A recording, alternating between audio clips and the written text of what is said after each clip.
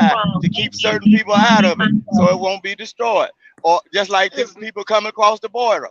If you have people reporting them, guess what? Some of y'all that complain about this job won't hire me. Maybe you would have a job. Nah, if we they are don't need not to be getting doing that, bro. Man, No, there's a lot of them Chuno, do that. Right now, today, Chuno they Sabe have is work nada, bro. programs. Look, Chuno they Sabe is have nada, people. bro. Man, I ain't learning none of that talk right there.